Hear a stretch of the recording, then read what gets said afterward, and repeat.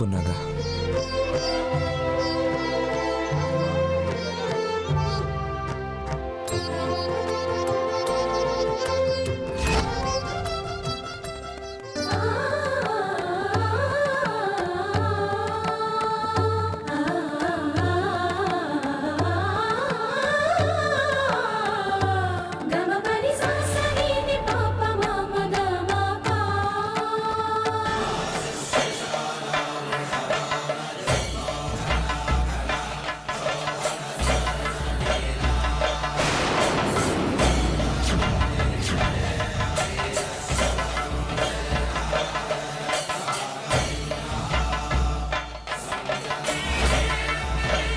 ఓం భువనత్రాతే నమః, ఓం భువజ్ఞాయ నమః, ఓం భక్తవత్సలాయ నమః, ఓం సప్తఛందసే నమః, ఓం పక్షిరాజాయ నమః, ఓం సురాసురపూజితాయ నమః, ఓం గజభోక్తే నమః, ఓం కచ్చపాళినే నమః, ఓం దైత్యహంతే నమః.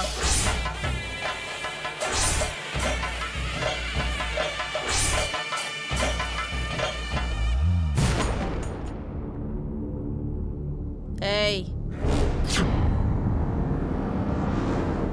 వచ్చి ఈ కారెక్కు. అత్త, తను నా కారులో వచ్చింది కదా. మళ్ళీ అందులోనే రావాలని రూల్ ఏమైనా ఉందా? ఎవరినెక్కడుంచాలో అక్కడే ఉంచాలి, మరీ నెత్తినెక్కించుకోకూడదు.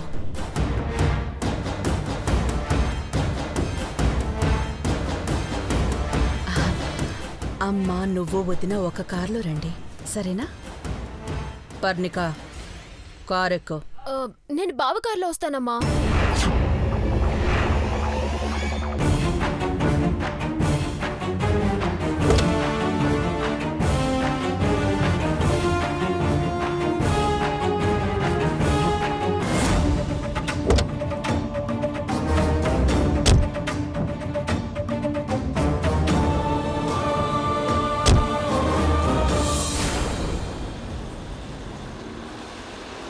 కారు ఇక్కడ ఆపండి.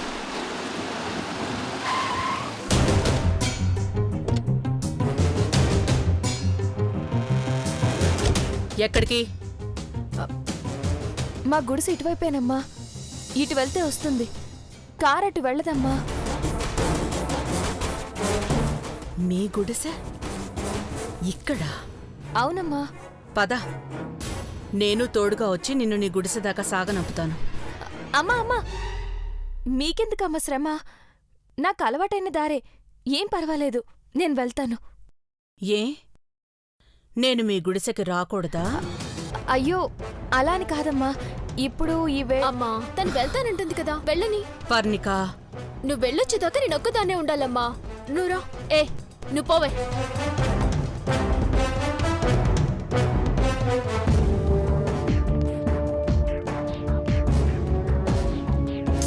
అమ్మ రా.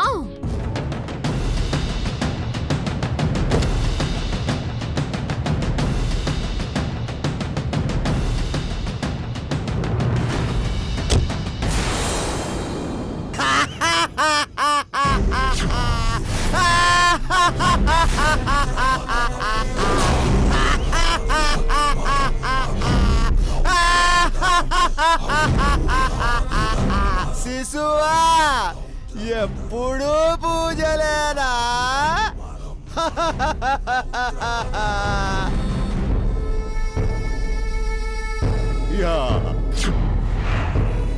ఈ బేతాళుడి ఆకలి తీర్చాలని మరిచావా శిశువా? ఆకల నీకా? అడవి దొనను బలేవమంటావా బెత్తాళా?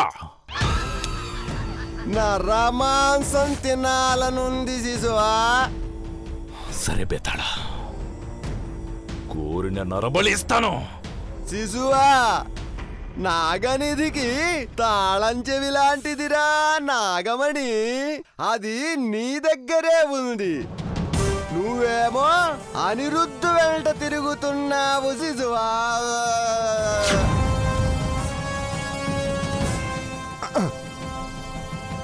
వాడికి ఏ సిద్ధశక్తితోనో మొత్తం గుర్తొచ్చిందనుకో, నీ పని ఆహనే పెళ్ళి అంట, ఓహనే పెళ్ళి అంట, ఆహనే పెళ్ళంట, ఓహనే పెళ్ళంట.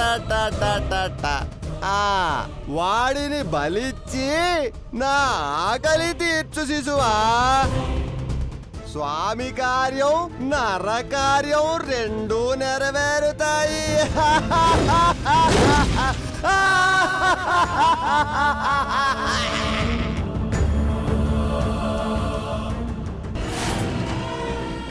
బళా మహాబేతాళా బళా,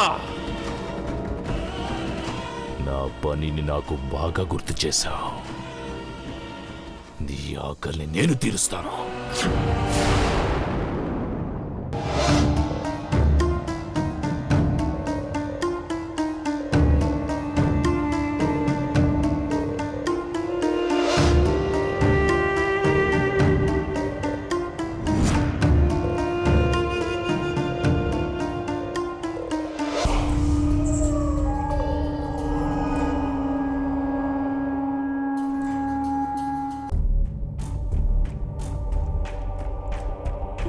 పున్నాగా, అమ్మ పున్నాగా, ఇలారా.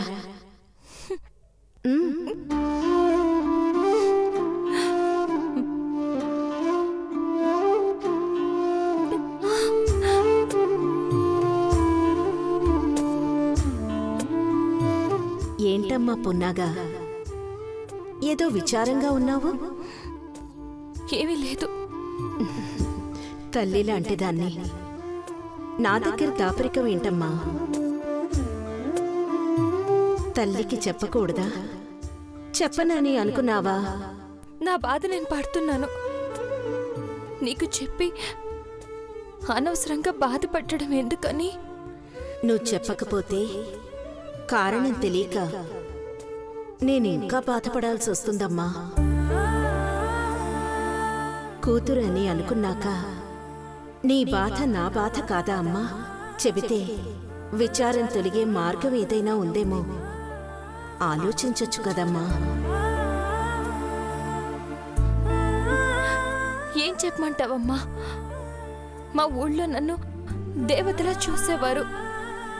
అందరూ ఆప్యాయతగా పలకరించేవాళ్ళు. ప్రతి శుభకార్యాన్ని నా చేతుల మీదుగా మొదలు పెట్టేవారు. ఆ ఊరి కోసం నేను ఈ ఊరొస్తే పడరాని మాటలన్నీ పడాల్సి వస్తుంది. అవమానాలు భరించాల్సి వస్తుంది. తలుచుకుంటేనే చాలా బాధగా అనిపిస్తుందమ్మా. ఏదేమైనా అనిరుద్ధ్కి అన్ని విషయాలు గుర్తుకొచ్చే వరకేనమ్మా. ఆ తర్వాత ఇంకే బాధలు ఉండవు. నాకు ఆశగానే ఉందమ్మా. కానీ ఆ జ్ఞాపక శక్తి ఎప్పుడొస్తుందో, ఏం చేస్తే వస్తుందో అర్థం కావడం లేదు. ఈ బాధని భరించడం నా వల్ల కావడం లేదమ్మా. ఒక్క నిమిషమమ్మా.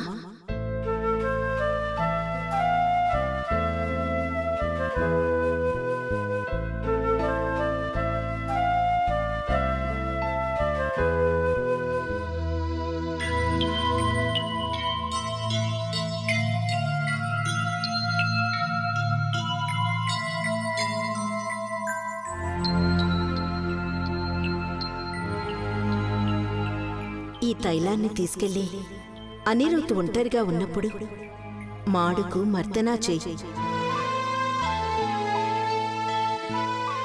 ఖచ్చితంగా అతనికి గతం గుర్తొస్తుందమ్మా. అప్పుడు అతనే నీకు నిజం చెప్తాడు. నీ నాగమణి నీకు దక్కుతుంది. దిగులు పడద్దమ్మా. తీసుకో.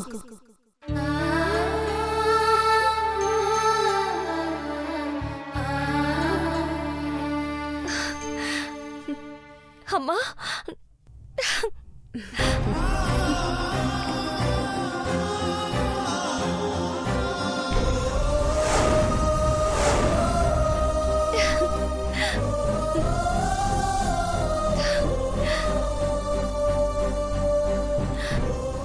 నీ వాక్కు ఫలించాలి దేవకమ్మ. దైవాన్ని నమ్మిన దానివి, నీకే భయమూ అక్కర్లేదు తల్లి. ఇక ప్రశాంతంగా పడుకో.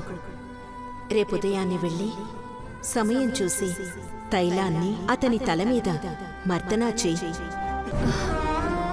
పద పడుకుందుగాని.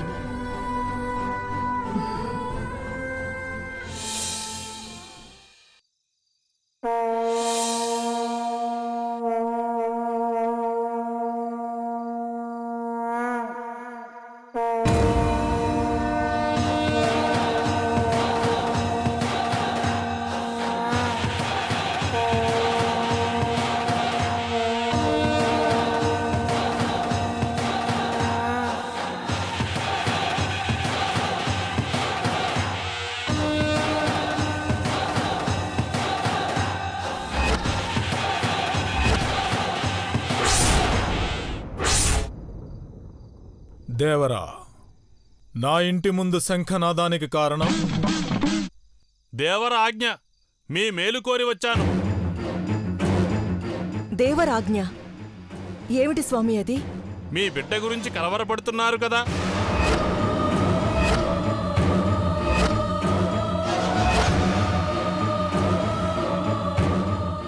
అవును. జ్ఞాపక శక్తి తప్పిందని తప్పించిపోతున్నారు కదా.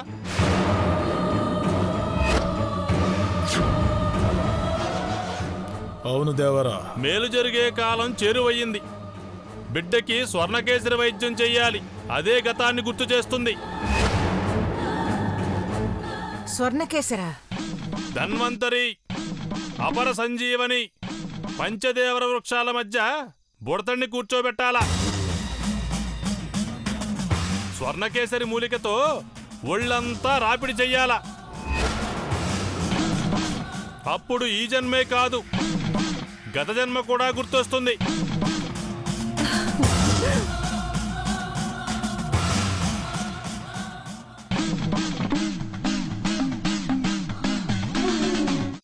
మరో ముఖ్యమైన విషయం, ఈ తంతంతా జన్మనిచ్చినోడి కంటపడకుండా జరగాల. ఇదే దేవర వర్తమానం.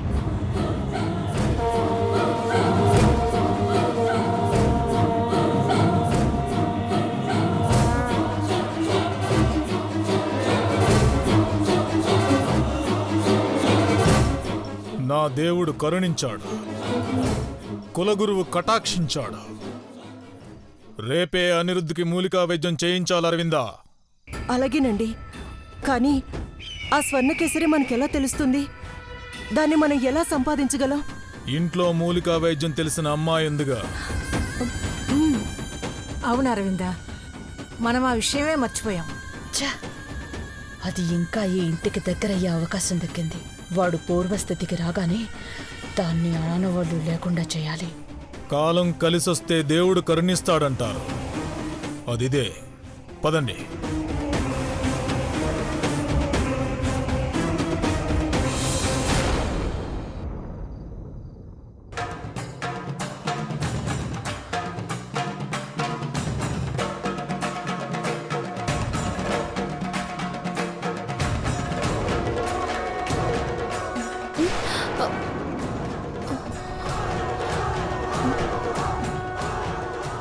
అయ్యో, ఇంకా చీకటిగానే ఉందా?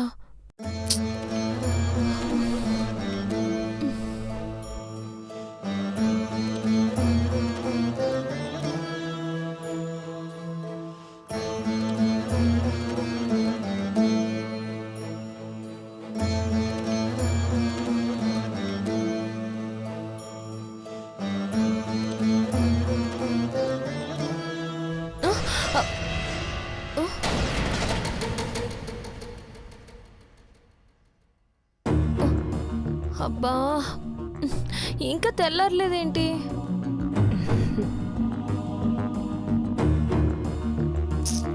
అబ్బా, ఇంకా ఎప్పుడు తెల్లారుతుంది?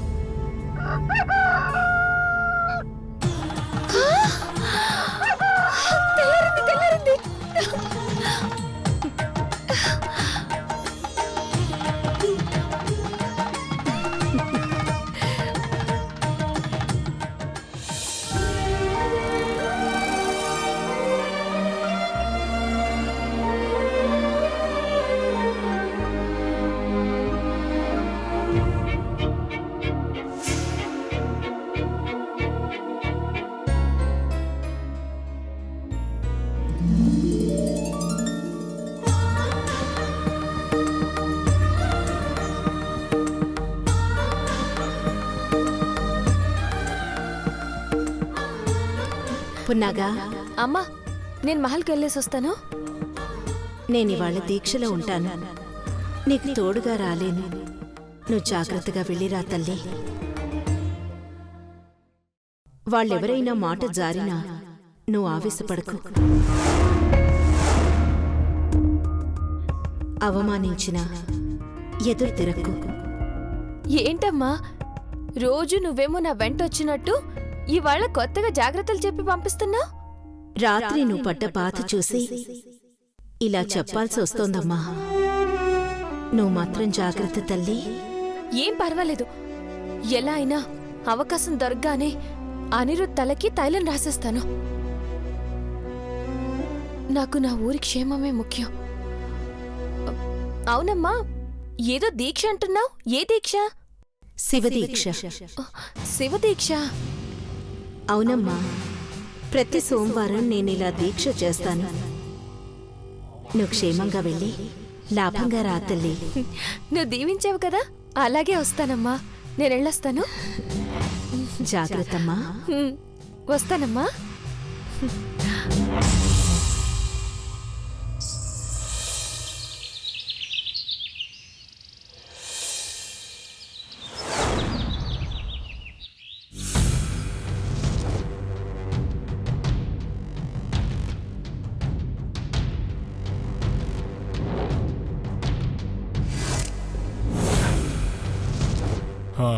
రా అమ్మాయి, నీకోసం ఎదురు చూస్తున్నాం. నా కోసం మీరెదురు చూడటం ఏంటయ్య గారు? అవును పున్నాగా, ధన్వంతరి, అపర సంజీవని, పంచదేవర వృక్షాల మధ్య బుడతణ్ణి కూర్చోబెట్టాలా. స్వర్ణకేసరి మూలికతో ఒళ్ళంతా రాపిడి చెయ్యాలా. అప్పుడు ఈ జన్మే కాదు, గత జన్మ కూడా గుర్తొస్తుంది.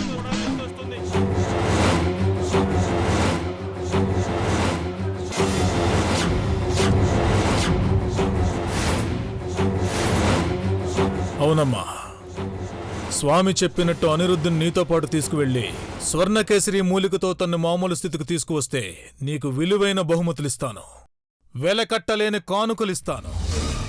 నాకు తెలిసి అలాంటి మూలికే లేదు. ఆ మూలికతో ఎలా వైద్యం చేయాలి?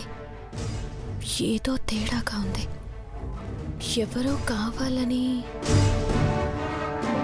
ఏంటి ఆలోచిస్తున్నావు? గుర్తొచ్చిందయ్యా, గుర్తొచ్చింది. ఏంటే గుర్తొచ్చింది? అదేనమ్మా, స్వర్ణకేసరి అయ్యగారు చెప్పారు కదా. మీరు నిశ్చింతగా ఉండండి, నేను బాబుగారిని తీసుకెళ్లి వైద్యం చేసి తీసుకొస్తానయ్యా. మేము వస్తాం. నువ్వెందుకు భద్రా? వదినా, అనిరుద్ని ఒంటరిగా పంపలేం. ఎంత వైద్యురాలైతే మాత్రం వాళ్ల వయస్సుని మర్చిపోతున్నావు. అలా ఆలోచించే అవసరం మాకు లేదు. పున్నాగేమిటో మాకు తెలుసు. ఈవిడ గారు వస్తానంటే నేను తైలం ఎలా రాయాలి? సమయం చూసి ప్రయత్నం చేయడమే. అమ్మా, ముందు జాగ్రత్తగా చర్చలు అనవసరం భద్రా. నువ్వు వెళుతుంది నా కొడుకు క్షేమం కోరే కదా, నిరభ్యంతరంగా వెళ్ళొచ్చు. అలాగే అన్నా. అమ్మాయి, అయ్యగారు, వైద్యం పూర్తవగానే నేరుగా వాడిని ఇంటికి తీసుకురా. వాణ్ణి ఎవరితో మాట్లాడనివ్వకుండా ఉంచే బాధ్యత నీది. అలాగే అయ్యగారు. నాన్నా, నేను బానే ఉన్నాను కదా. ఈ పుల్లలు, వేర్లు, పసర్లు ఇవన్నీ నేను నమ్మను. మేము నమ్ముతున్నావురా. ఈ ప్రపంచం నుంచి వేరు చేయకుండా ఆ వేరే కాపాడిందని మేమంతా నమ్ముతున్నాం. నా మాటకు ఎదురు చెప్పొద్దనురోధ్. అనిరుద్, నువ్వు మామూలు స్థితికొస్తే కాని నా మనసు స్థిమితంగా ఉండదురా. వెళ్ళిరారా. అమ్మా, నేను బానే ఉన్నాను కదా, నాకే ప్రాబ్లం లేదు కదా.